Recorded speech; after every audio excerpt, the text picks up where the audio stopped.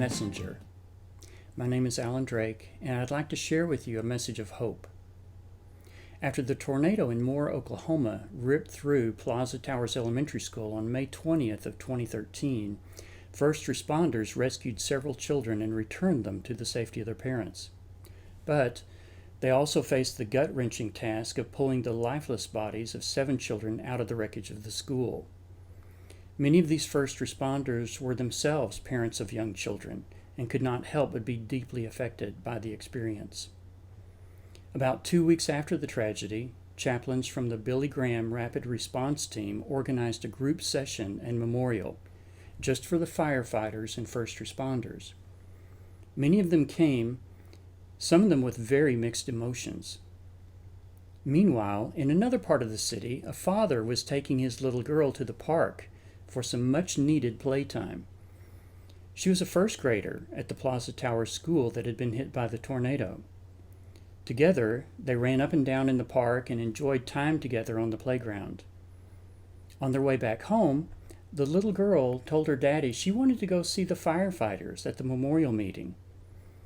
Daddy wasn't sure this was such a good idea, but his little girl seemed insistent, so they drove over to where the first responders were gathered.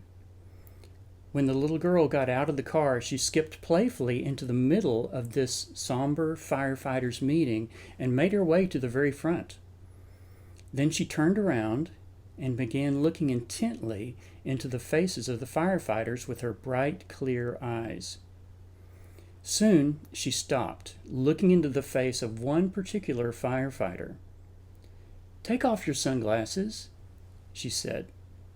In response, the whole group of firefighters who had been following the little girl's every movement removed their sunglasses. Every eye was filled with tears. "You're him," the little girl exclaimed to the firefighter in front of her. "You're the one who saved me."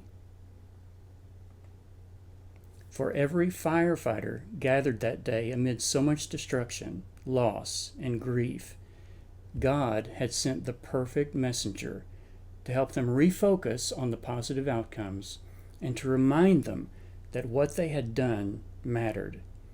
Their efforts had not been in vain. The reason for them doing what they did was standing right there in front of them. So often, when tragedy strikes, our first reaction is to blame God, thinking that He sent the tornado of destruction into our lives.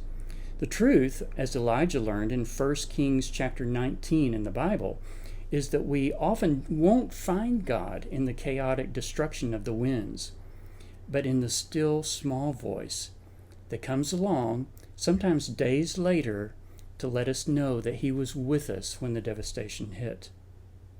He's with us now, and He will be with us as we pick up the pieces and move forward. At a time and place in your life when you seem to lose all hope and purpose, God can send the perfect messenger to restore hope and instill renewed purpose in your life. Ask Him. My name is Alan Drake, and the website is spiritofwisdommedia.com.